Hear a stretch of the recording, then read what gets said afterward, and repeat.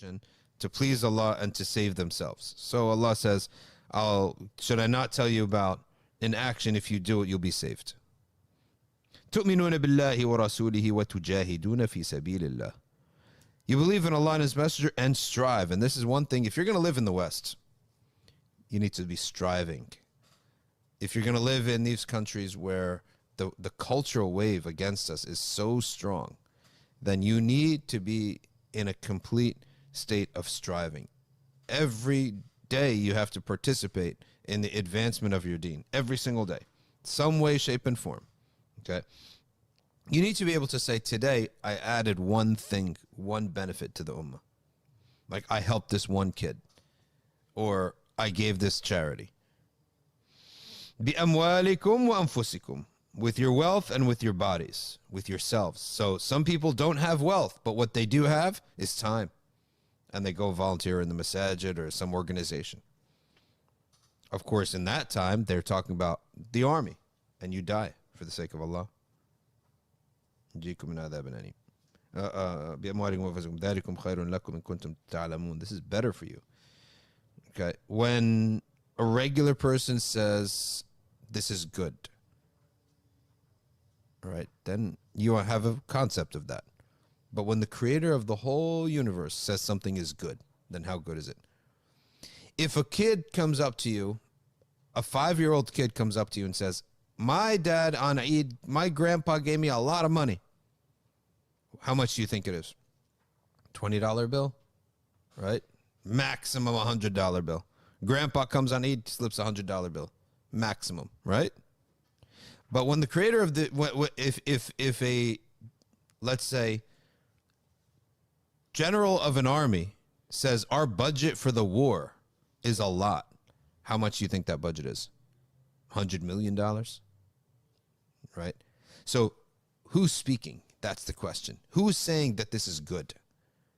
Because sometimes people say like the adjective that Allah uses is muted, right? You'll be saved from the hellfire and enter paradise, and this is very good. هذا خير لكم. This is good. And they think that this is a muted adjective. But who is speaking? That's the question. A child tells you I have a lot of money, or Warren Buffett is telling you this is a lot of money. How much? It's the same word, right? But who's speaking is the question. The same word, a lot of money. But who's the speaker is the question. Hence when Allah subhanahu wa ta'ala says, ذَلِكُمْ خَيْرٌ لَكُمْ. This is better for you. That's the creator of the universe saying that. Okay. إِن كُنْتُمْ تَعْلَمُونَ يَغْفِرْ لَكُمْ ذُنُوبَكُمْ. All of your wrongs will be forgiven. So that there's always a kickback. When I do a wrong action, it's going to boomerang back to me. That's forgiven. So there's no boomerang coming back to me. Okay. وَيُدْخِلْكُمْ جَنَّاتٍ تَجْرِي مِنْ تَحْتِهَا الْأَنْهَارِ. And you will enter into gardens under which rivers are flowing. وَمَسَاكِنَ طَيِّبَةٍ. And beautiful homes. فِي جَنَّاتِ عَدْنٍ. In a garden of Aden or Eden. Aden. With a sukun. ذَلِكَ الفوز العظيم. وأخرى تحبونها. And another thing that you may like. Okay. وأخرى تحبونها. An additional benefit. What is that additional benefit? Okay. You would like it. And وهو العاجل. The thing that you want now. Okay. نصر من الله وفتح قريب. And this is where the immediate rewards from Allah subhanahu wa ta'ala are more motivating to people. The permanent and far away reward is better for people. What's better? Eternal paradise or victory right now? Of course, eternal paradise. But what's a greater motivator for people? Victory right now. You tell somebody, strive today for a reward I'm going to give you in 10 years. Or strive today for a reward I give you tomorrow.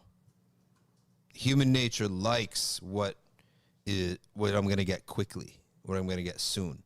Strive today, and I'll pay you for a full month. but next year, right? You get 30 paydays next year. Or strive now, you get paid tomorrow. Most people, especially if you're in need of food now, you're going to say, no, I'll strive and I'll get paid tomorrow because I don't have food on the table today, right? People tend to have a need for satisfaction now, right here in this world.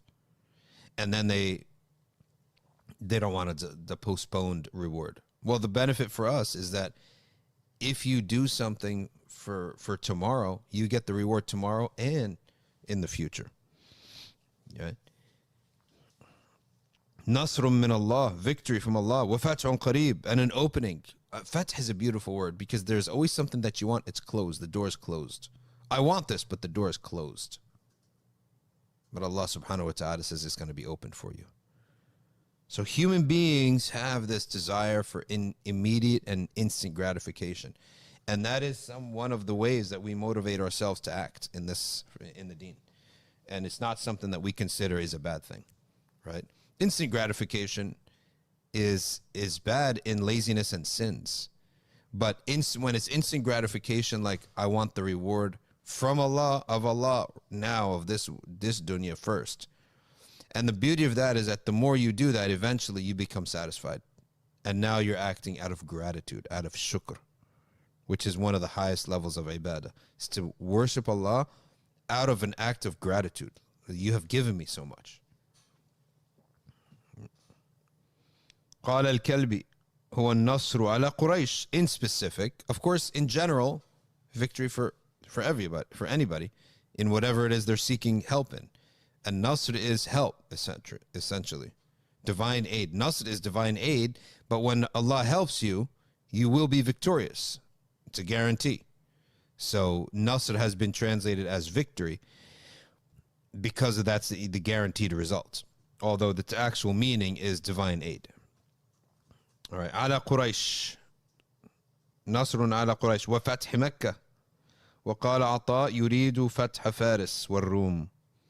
وبشر المؤمنين. Others said no, it's the victories over Persia. Nasr is the victory over Faris and Rum. But Nasr is victory after a fight. Fath is victory without a fight. So إذا جاء نصر الله والفتح, the Nasr is over Ta'if and the Fath is for Mecca, because Ta'if